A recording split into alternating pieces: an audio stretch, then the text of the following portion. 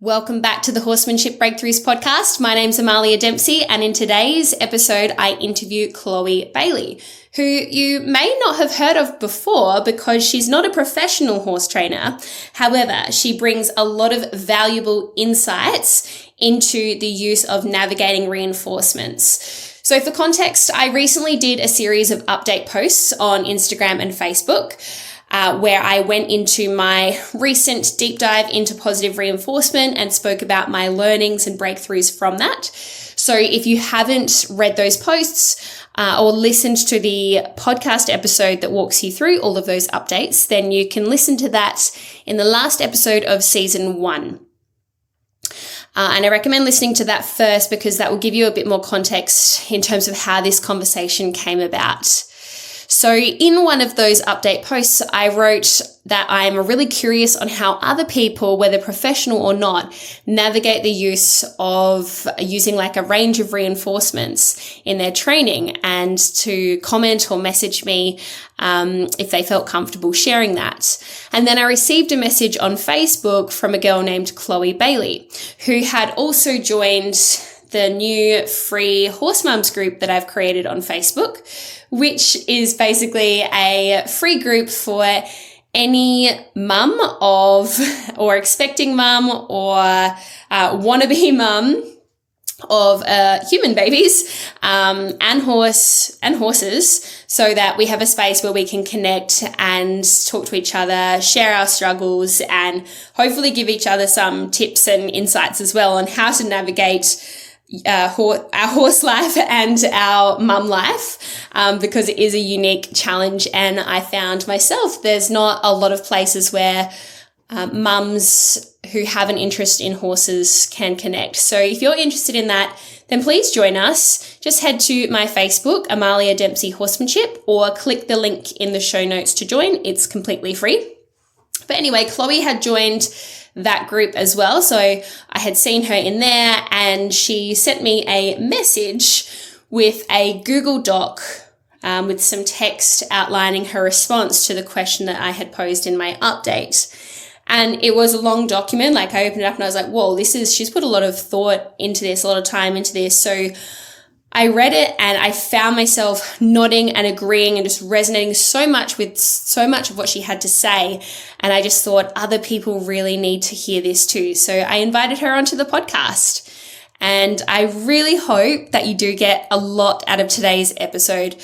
I hope this podcast helps people feel less alone in their journey, because I certainly felt that way when I read Chloe's text. It was like I could have written it myself. And I hope that this conversation also makes people feel like you're not the only one out there feeling like a bit of a weirdo wearing a treat pouch and experimenting with positive reinforcement. There's other people on this same journey. And at the same time, I hope that it also makes you feel like you don't need to feel guilty if you do use negative reinforcement when needed and when it's practical. I also hope it reminds people that amateur owners can know a lot about horses and training, and that your voices are heard and they're valued. Chloe is super intelligent and has put a lot of thought into her horses and the ethical side of training. She has great insight into horsemanship, and I feel like we have really similar values and finding that balance between what's practical and what's ideal. We're also both mums, and honestly, I just feel like we could be friends. Now, Chloe also mentions a couple of books in the podcast. As you guys know, I like to ask people what their favorite books and resources are. So I just want to remind you that you can download a copy of the free books and resources list from my website, which basically lists all the books that I have read and courses and things that I've done myself, and books and resources that other people on the podcast have recommended too. And I update it every few months or so. I send out a new one with the extra books that have been mentioned on the podcast. And Chloe actually mentioned some new ones today, which I'm really excited about, because I'm a horse nerd and just love learning more and more about horses. So if that interests you too, then just head on over to amaliadempsey.com, click on freebies, and you'll find the books and resource list there. That's completely free as well. So anyway, let's dive into the interview. I hope you enjoy today's show. Welcome to the Horsemanship Breakthroughs podcast. I'm your host, Amalia Dempsey. If you believe in kind horsemanship, a holistic approach to horse care and training, and a world where both horse and rider thrive and enjoy the journey, you're in the right place. Here I share insights from my own horsemanship journey and the wisdom of horse people from around the world to improve horse and human relationships, promote ethical training practices, and build deeper connections with our horses. Together, we explore training methods with an open mind, always striving to do what's best for the horse. This podcast is about lifelong learning, questioning the norm, and embracing the journey of growing alongside our horses. Be sure to follow the show so you never miss an episode, and visit amaliadempsey.com for more resources to elevate your riding and horsemanship. I hope you enjoyed today's show. Welcome, Chloe Bailey, to the Horsemanship Breakthroughs podcast. I'm so excited to have you here on the show today. As soon as I got your message on Instagram with a Google Doc from you in response to one of my update posts, I just thought I absolutely have to have Chloe on the podcast because what you wrote resonated with me so much. So thank you so much for coming onto the show today.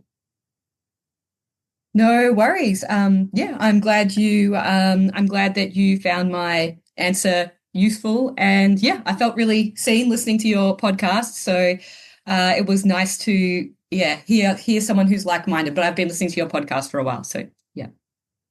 First up, I would love for you to read to us what you wrote to me, which includes a bit about your horse journey and how you navigate the use of reinforcements in training.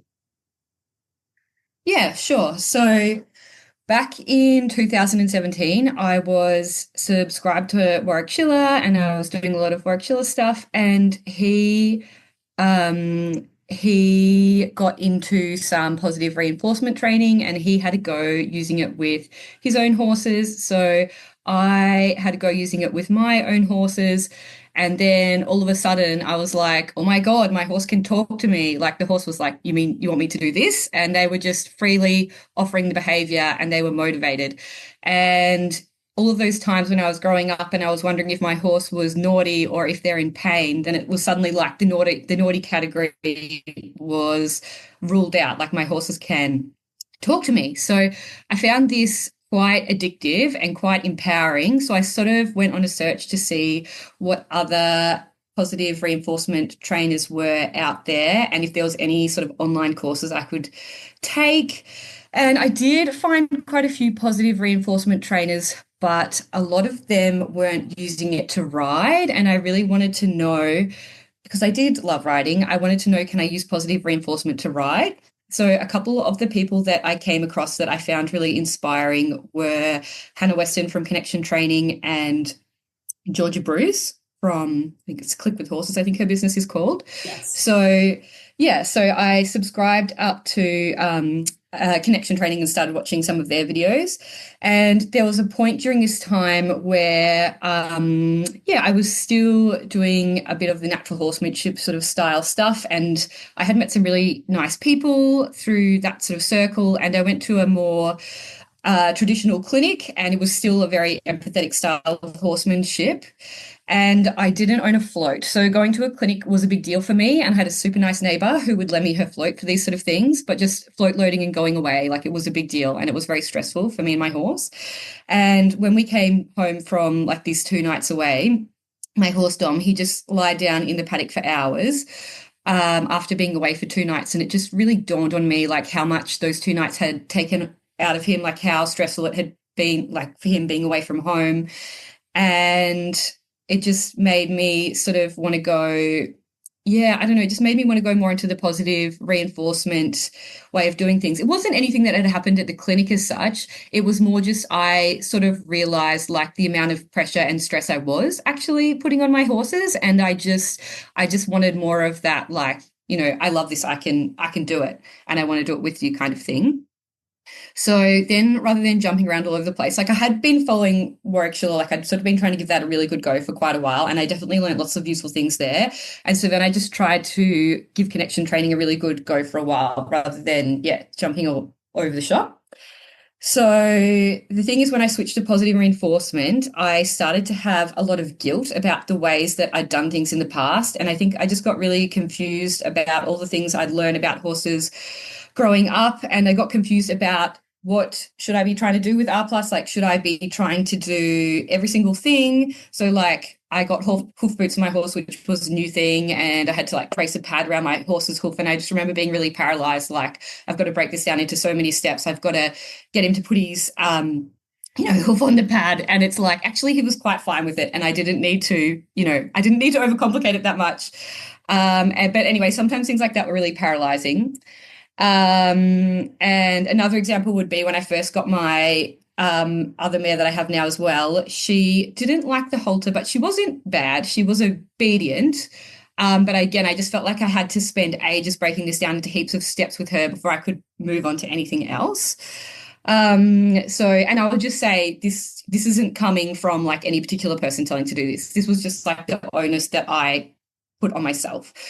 So what I've sort of come to realize myself currently, like over, this is not instant, this is like over a period of years. So when it comes to something like worming, I can spend hours trying to train that positively. But at the end of the day, I don't think worming is a behavior that horses particularly love, and they already have like a negative reinforcement history with it. So I'm having to spend a lot of time trying to override that negative reinforcement history. So I don't think for me, with the limited time that I have, it's worth me trying to spend all my sessions like trying to train worming positively.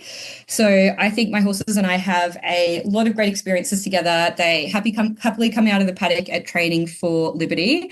And I now sort of see, like, Warwickshire, he always had this great saying about a bank account, and you make deposits in the bank account and you take withdrawals from the bank account. And we have heaps of fun things that we do together, and I put deposits in the bank account, and then occasionally I need to do something like worming, and that's a withdrawal from the bank account. So like, for instance, it could be possible that float loading would fall in that category for me, especially since I don't currently have a float and do it often. But yeah, I guess that's something that is still to be explored for me. And yeah, so like with my mare, that wasn't super keen on the halter. Again, I want to repeat, she wasn't like terrified of the halter. She wasn't unhalterable. She would just turn her head away a bit. So is how it ended up working out for me is the halter has come to mean that we're going to go and do a fun session. So now she's quite good to halter, and her associations with it have improved. And it wasn't necessarily from me breaking it down, although I did spend a little bit of time doing that, but it wasn't from me breaking it down. It was just over time she built up positive associations with that. And so another example where I've sort of played around over time. So for a long time, when I came to positive reinforcement, I stayed away from whips, and I stayed away from ropes.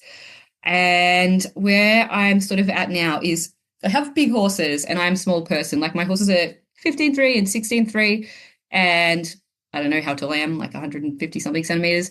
So I've just found that if I can give them a tactile tap with the whip to get them to yield their quarters, and I already had taught them yields like with positive reinforcement, it's just a safety thing for me. And it just means, like, if I was out leading them somewhere and I just needed to move them somewhere for safety without getting right next to them, like I could do that.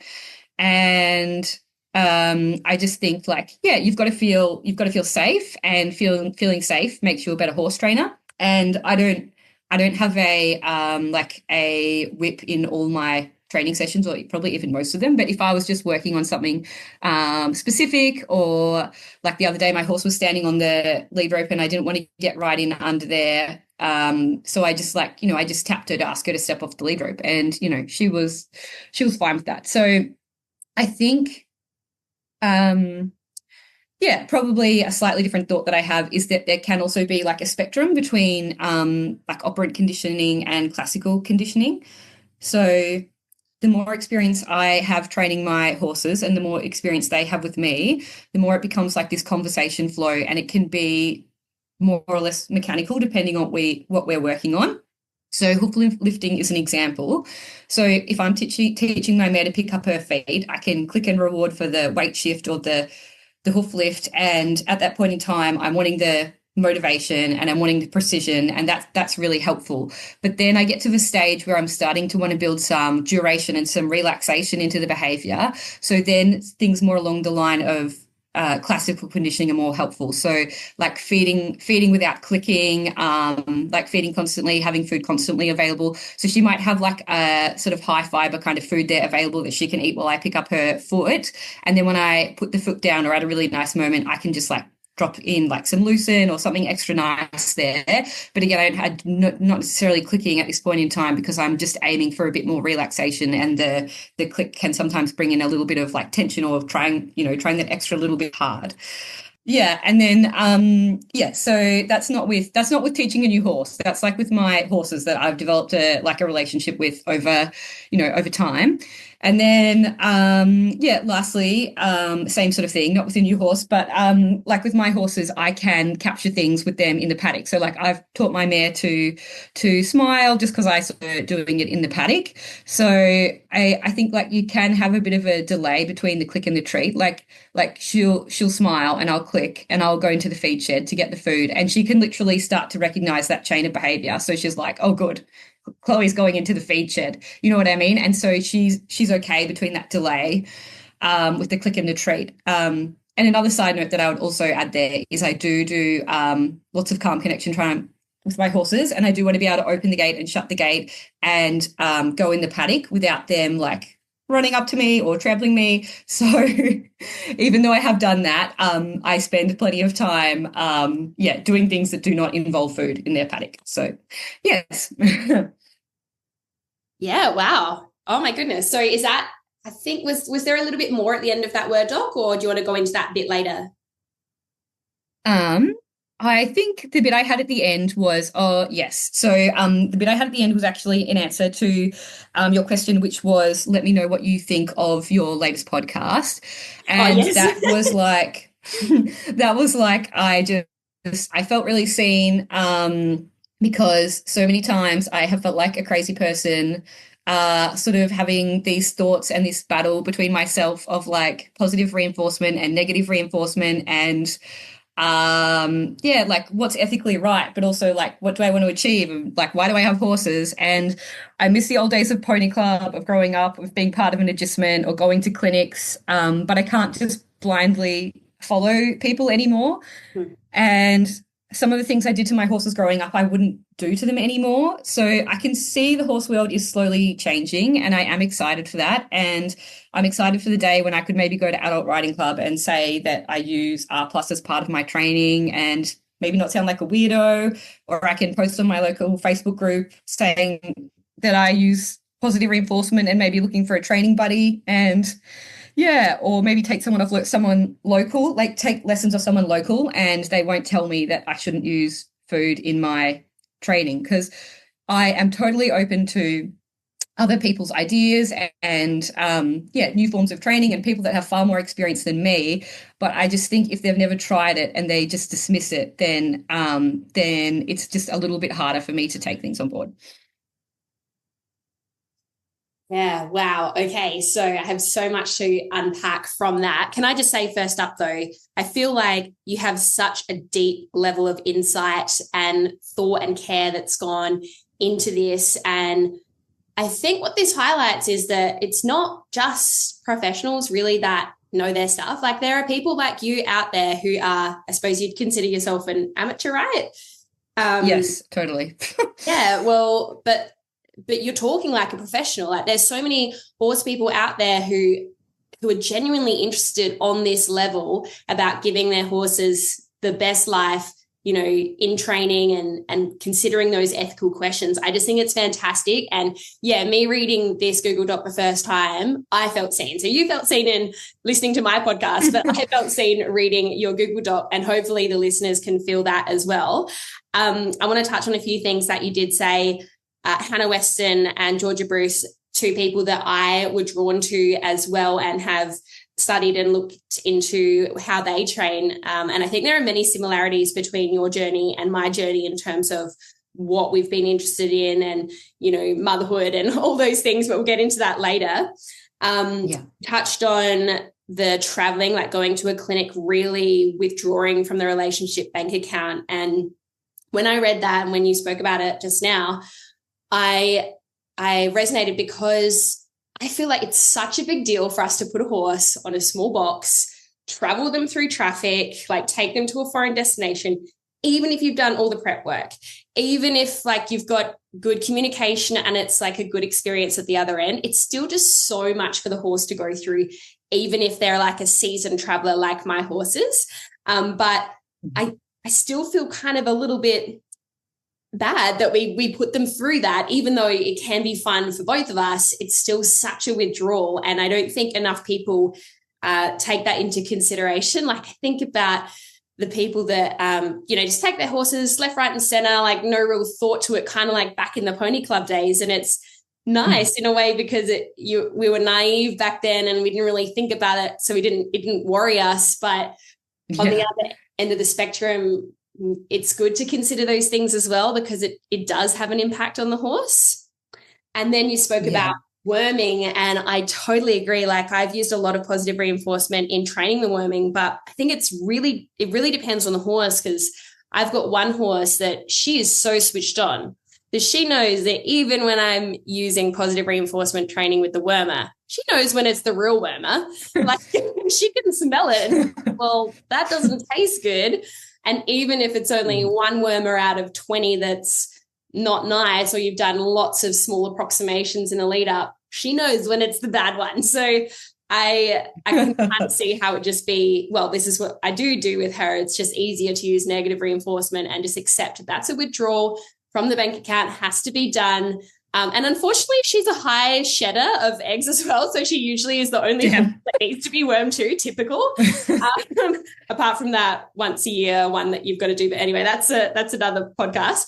And you spoke about using or holding a whip and using some negative reinforcement for the feeling of safety. And I really resonate with this, especially being pregnant at the moment, because there is like a level of protection you have for yourself and your baby, or babies in my case, where you don't feel like you need that extra level of safety, even if it's just a feeling, right?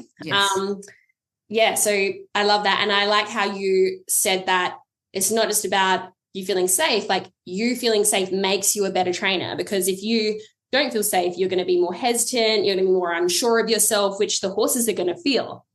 So really liked that you mentioned that. I know you said that Warwick Schiller introduced you to positive reinforcement, but was there like a specific turning point or an experience for you that changed how you viewed things and nudged you to explore positive reinforcement? Or did he just happen to randomly demonstrate it and you were like, oh, I might give that a go? Yeah, he just happened to randomly demonstrate it. And I guess I was at a point in my life where I was keeping my horses at my parents' house and I was working in Melbourne. So I only saw them like every second weekend. And every time I saw them, it was sort of like, got to go through all of these moves again. Like, can you yield here? Can you yield there? And then when I did positive reinforcement, the horse was like, oh, you mean this? You want this? And then like in 2 weeks later, be like, look, I can, someone who had seeing their horses very often, I guess maybe I was a bit like, oh, this could be really powerful for me. Yeah, absolutely. I find that interesting that that's how you got into positive reinforcement, because I feel like so many people get into it because what they're doing isn't necessarily working, or they've got like a problem horse, so to speak, and they're looking for alternative methods. But it's great that you just kind of saw a video of Warwick Schiller trying it and then gave it a go yourself. That's awesome. Yeah, I did have some problems with my gelding at the time, but I wasn't necessarily thinking it was the way I was doing things, because I wasn't able to see him that often. Yes. I wasn't probably really questioning like the training method. I was probably just more questioning myself. Yeah, but looking back, do you think it was the training? Possibly. Like I've got old videos of myself and I can tell you that I'm doing the method very badly. So okay. Just like I sometimes probably like I've got videos of myself doing positive reinforcement training over the years, and I always have room for improvement. Yes, there always is. And I think we can probably look back at videos of what we're doing right now in, say, 5 years and think, oh gosh, that could be better. But that's just the nature of the journey. You talked about feeling guilt over past training methods. How did you work through that, and what advice would you give to others experiencing the same thing? Yeah, I think it's only sort of now in hindsight after this time, and sort of starting to have these conversations that I can sort of look back and see the guilt, but I maybe wasn't as like aware of it at the time. It was more just like confusion and a feeling of like I'm doing this new way of training, so everything has to be done this way. But then I also look back and realize that guilt is a part of that. But I think you've got to be nice to yourself because you're only doing the best with what you know at the time. And like I would give any of my friends the benefit of the doubt. And I think you've got to give yourself the same benefit of the doubt that, say, you would give to a friend if they came and asked you for advice. And you can't be in that Zen training mindset if you're beating yourself up and feeling guilty. So I definitely think it's good to acknowledge it and maybe even journal about it if that helps you. Like if you don't have like a safe friend to talk to, like you can do a written journal or like I love doing like voice recorded journals because I have kids and like my only alone time is like sometimes driving in the car by myself. But yeah, maybe that's the advice I would have. You've experimented with different training approaches, but how do you balance idealism, like wanting to do everything perfectly, like almost in a pure positive reinforcement sense, with practicality in your training now? You touched on it in your Word doc, but can you elaborate on that?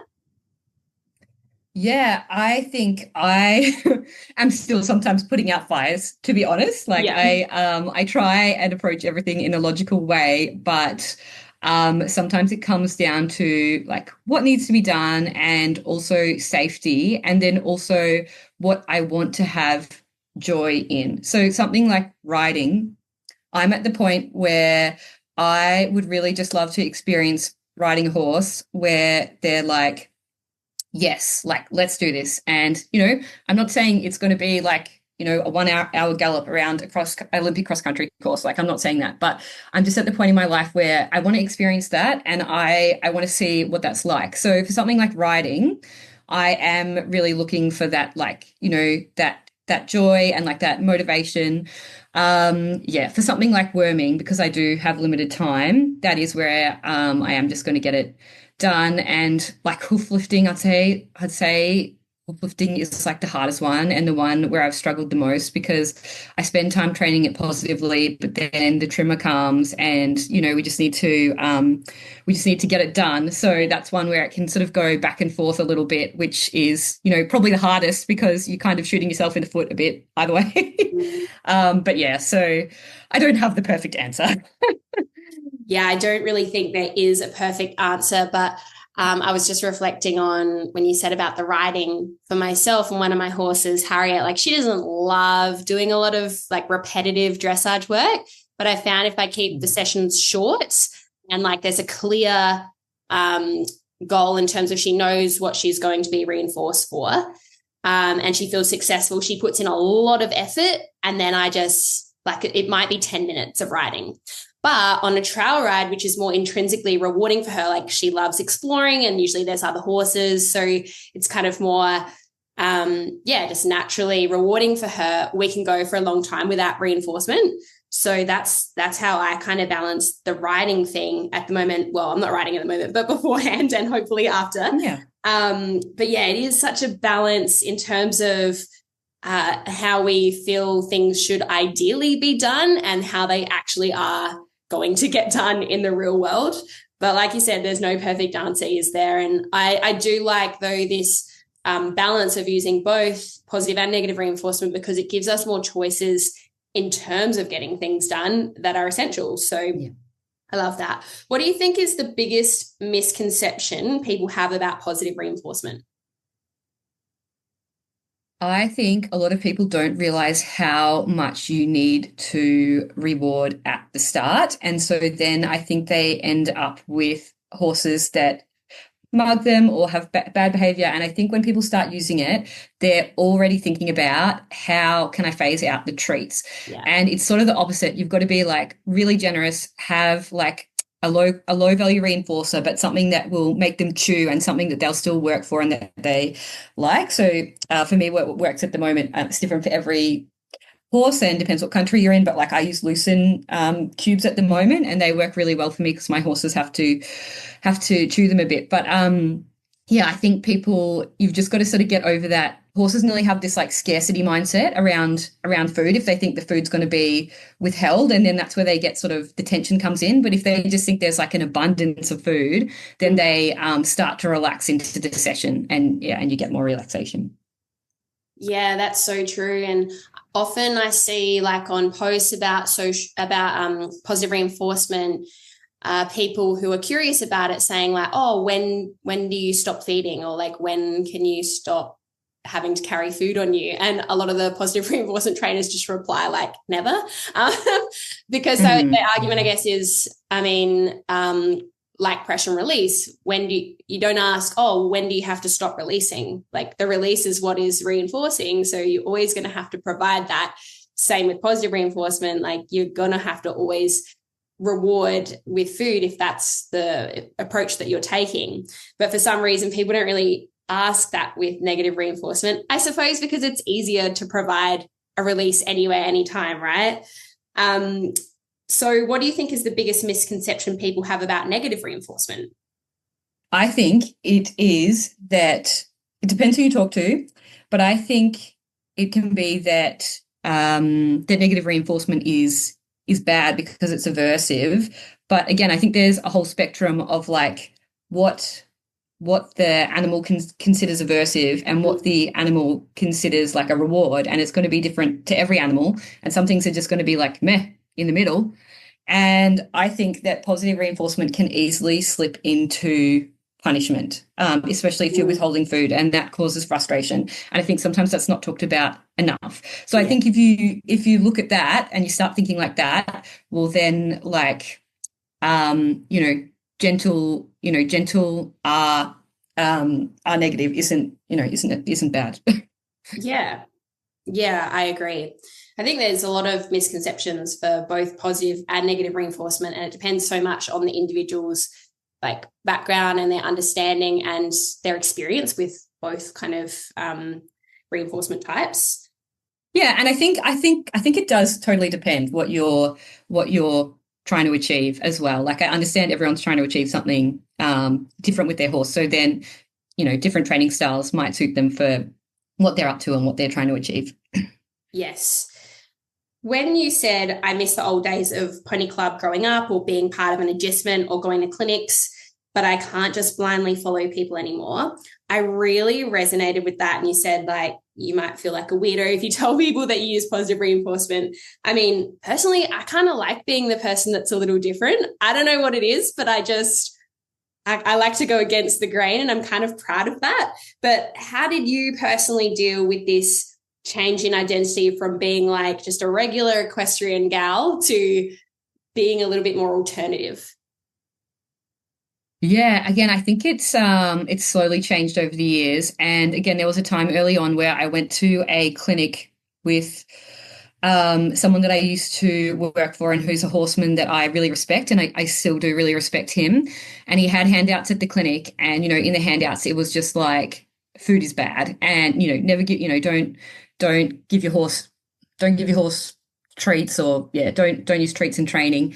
And at that time I just didn't feel confident to like stand up to him and say, well, actually I've been experimenting with this, and it just felt like probably disrespectful to bring it up in front of other people. And again, a few years down the track, like more recently, I had a new neighbor move in, and like we went to a horsemanship clinic together, just to audit, because I am still very open to learning from like all kinds of people.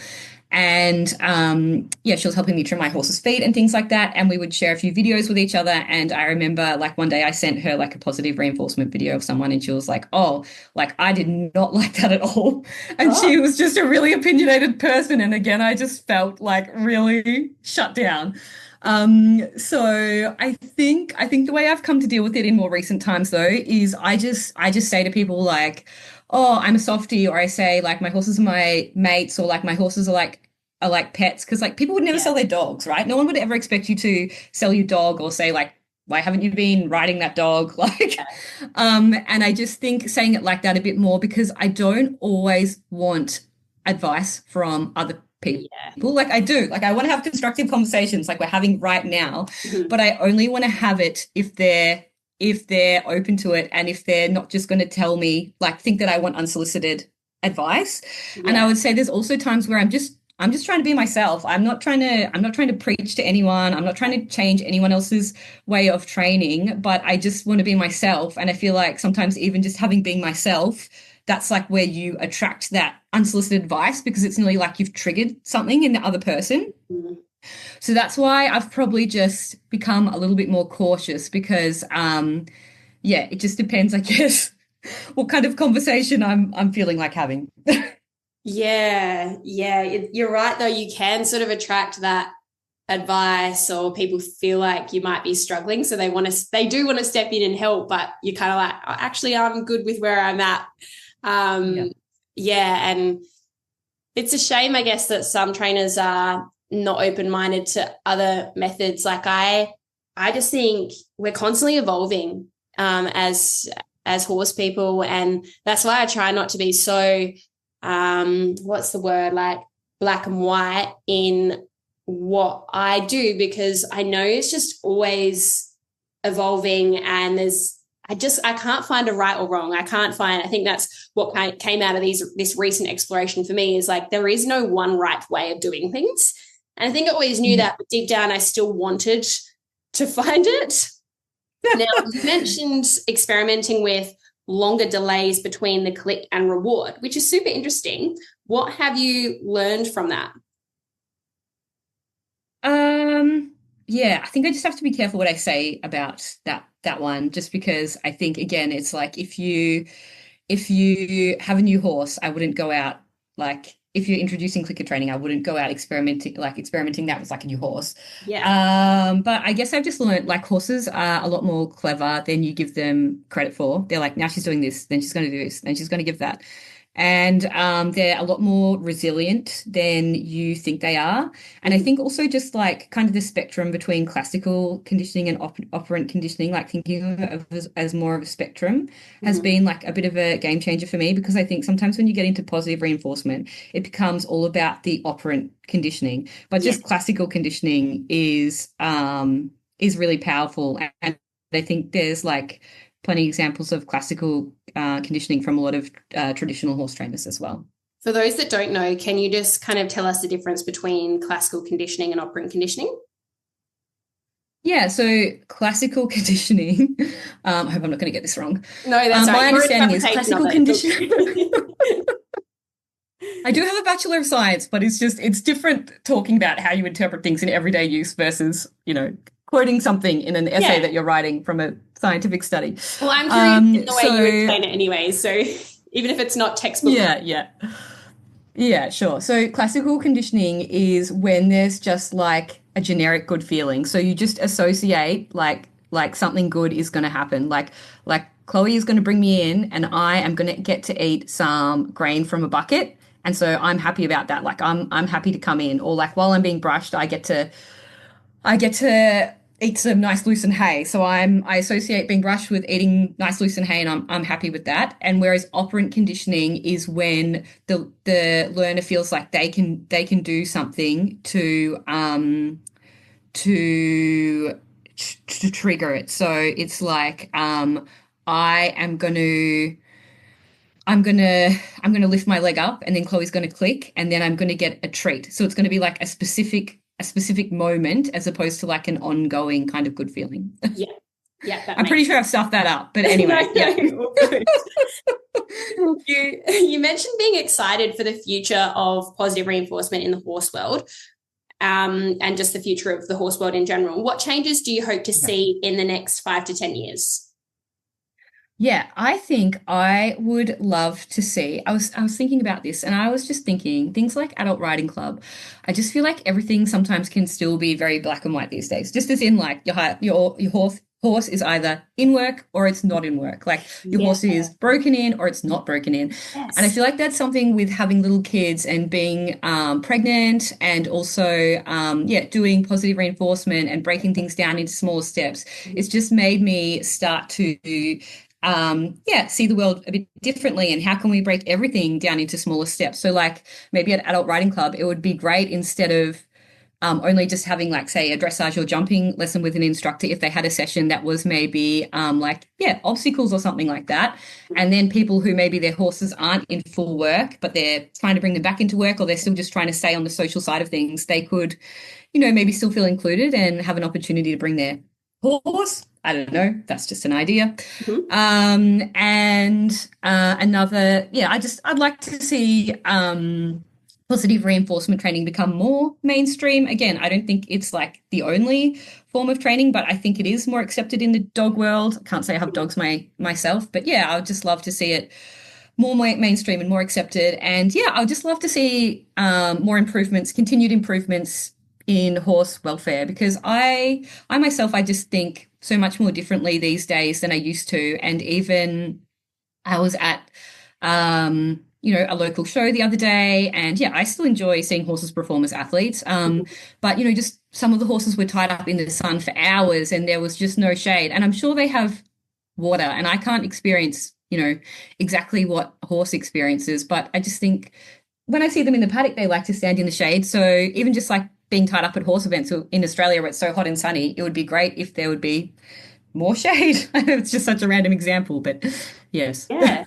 Yeah, like just their experience outside of the actual competition, like when they're being ridden, like that could be better even. Just yeah, have Yeah, yeah. Like things I mud guess with shade and I just start to question things differently than I used to, and I just start to wonder about things. And again, I'm not saying whether I'm right or wrong, but yeah, I just think about things more.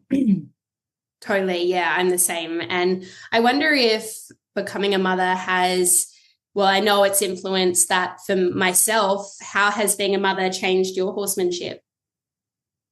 Yeah, I think becoming a mother is part of also what's really pushed me into positive reinforcement because it comes back to sort of what I was saying earlier of the horses just have that like, look what I can do. Like I remember what we did last week. And so when you're only getting to, like I probably only get to train my horses once a week at the moment. And it's just so nice to bring them in and they're like, look what I can do. Remember we did this, and they just want to go on with the session, and I can feel like I'm making progress. So I Mm. think that's as well why I've been pushed a little bit more down the positive reinforcement spectrum. And also, I feel like when you go down that path as well, everything changes. So suddenly the horse is more, it's more of like a pull than a draw. It's more of a draw than a drive.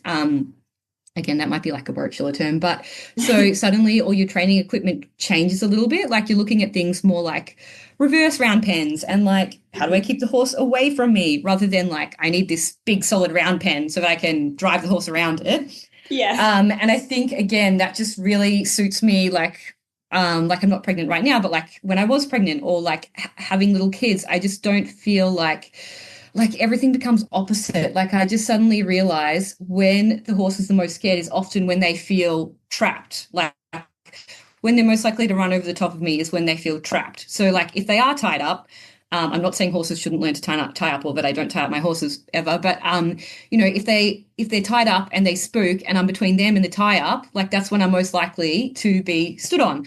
If I like have them out at a cone and they're sort of like yeah, sort of like half munching something, and there's lots of space around them, and they've got plenty of other places to jump that aren't on top of me, then generally they seem to be pretty good at avoiding me, and they're less like trigger stacked in the first place. So I think, yeah, I think it's just changed my perspective on safety a little bit as well. Mm. And what are some of the biggest struggles about being a horse and human mum? And how do you navigate those struggles? I think definitely time, and I think also not being not being grumpy or being in like a good training Yes. state of mind. Yeah. So like my And training time for my overstimulated. horses, Yes. My training time for my horses is often like Saturday morning after my husband gets back from, say, park run. And let's say like I've had a bad night's sleep. So I might have had a bad night's sleep. I didn't get to sleep in because he was a park run. And then maybe I've changed like, I don't know, 3 poopy nappies or something. And then I finally get out with my horses. And then, like the other day, it's not my husband's fault, but he had the kids at the back of the house and I could just hear a crying baby while I was like training horses. And I was like, man, this is finally my time to do my thing. And all I can hear is a crying baby. And so I was like, Matt, can you please Yeah. do I something get with that it. baby? And yeah, so it's hard to keep you cool. And sometimes it's hard not to bring that into your training. And sometimes I just take a moment to try and like set my intentions at the start of my training session. And again, sometimes I do that as like a voice recording while my horses are just like eating or something, saying like to myself, okay, this is what I want to work on today. This is how I'm currently feeling. This is kind of how it went last time. And this is what I think a small win would look like today. And Mm. then that just sort of helps me acknowledge it and put it out in the open. Whereas if I sort of just start training with these kind of half-formed like thoughts and emotions, I sometimes don't always realize that they're there. And then sometimes I don't have like a great session. And then I look back and I sort of think like, yeah, well, I wasn't really set up for success. I'm being like pretty hard on myself. I probably should have lowered my expectations for that session. And then ironically, when I do have lower expectations, often my expectations are exceeded. So I don't know. Yeah. Yeah. Oh, I can so relate. And especially the part about, feeling like grumpy going into your session or hearing Yeah. kids background. Or like my husband, he'll go, oh, let's go see mummy, while she's with the horse. Yeah. Oh, Yeah. that's nice. But also like, this is kind of my time. Yes. But I feel like there's a silver lining there because like you've obviously developed a nice kind of like coping strategy, I guess, with the voice recordings, which I really like that Yes. idea. I'm going to have to start doing that, and I'll have to jot down those things that you say to yourself beforehand, because that's fantastic. But what I think it kind of helps you navigate that. So instead of going, oh, well, I'm not in the best, perfect like frame of mind, I'm not going to go do stuff with the horses. It's like, well, this is the only time you've got. You've kind of got to make the most of it, and you learn how to overcome that. And what I do is I just go, okay, well, this might be a bad session, but that's okay. Like you're going to have good days Yes. and bad days. Like it's still going to be horse time. So I'm still going to have fun, but I might not make the same amount of progress compared to a session where I'm like in a really happy kind of state. Yes. Yeah, I can so relate to that. And in our free horse mums group, which you're a part of, there's a few questions that people answer before they join. And one of them is like, what is your biggest struggle being a horse and human mum? And pretty much everyone says time, right? Because like before horses for me, I used to spend so much time doing like everything. I would just take so long. I think one of the Yeah. biggest struggles now is like in the time that you have, not rushing that time, because as you know, the horses can feel that too. It's a real Yes. art, isn't it? Being a horse mum. Yes. It sure is. What has been your latest horsemanship breakthrough? Yeah, so I've recently purchased a total contact saddle because I've been trying to start my mare very slowly. It's been going on for about 5 years. And then I just had this like chicken and egg problem of I'm like, well, she changes shape. And also, I don't even know if this whole situation is going to work out. I'm just having fun with the journey. And like, how do I spend heaps of money on a saddle and then it doesn't fit her or I can't ride her to check that it fits? So then like, what saddle do I use to break her in?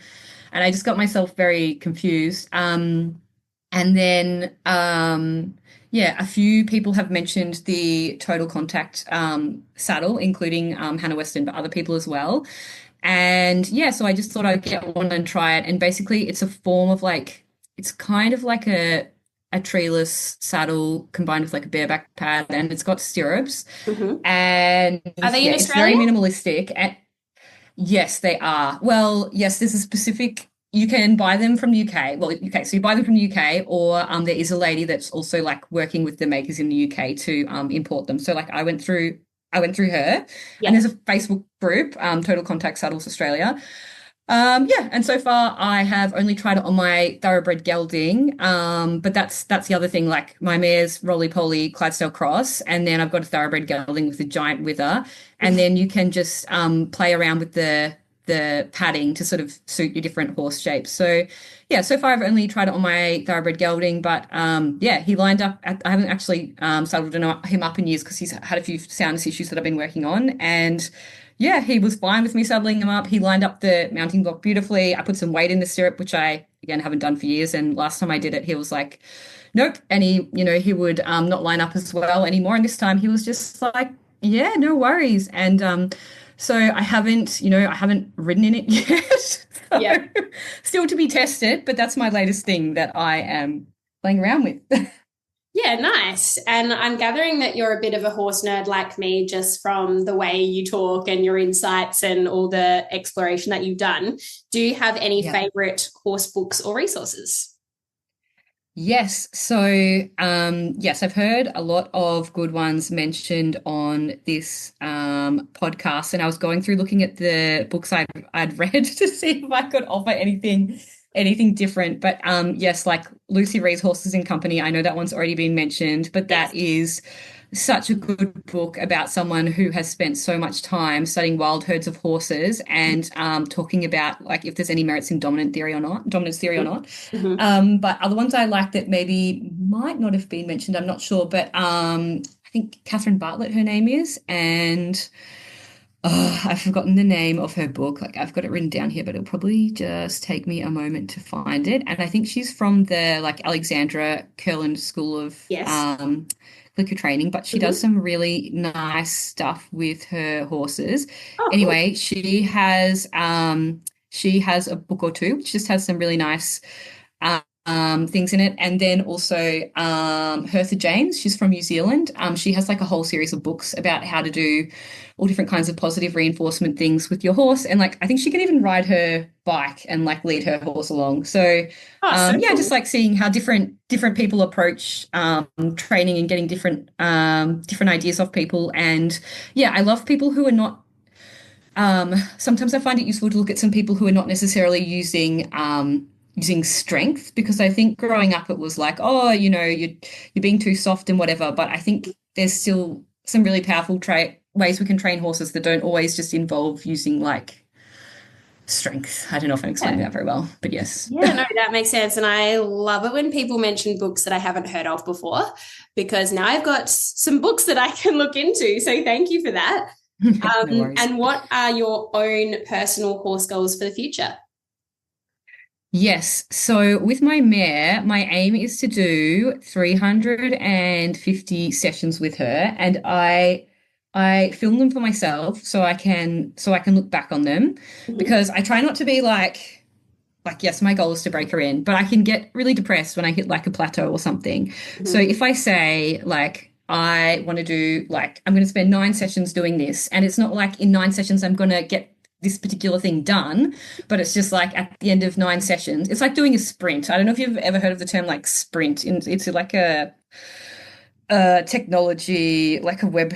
I learned it from like web design. Like you spend a 2 week sprint working on something. Well, I say like Yeah. I spend like a 9 week sprint working on a Yes. 9 session sprint working on something. And it doesn't mean I won't do other stuff in the session. It just means that I'm going to at least try and do this one thing that I'm working on, like at least, a few times in the session. And then I just review it at the end and see like, how far did I come? And like the tick that I give myself is like, well, I spent some time on it and I made some improvement. Mm. And then I also just think like if I sent my mare off to a trainer, they would have her for say they had her for 3 months and they might do like 60 sessions with her and they're a professional, so they're going to be like 10 times better than me.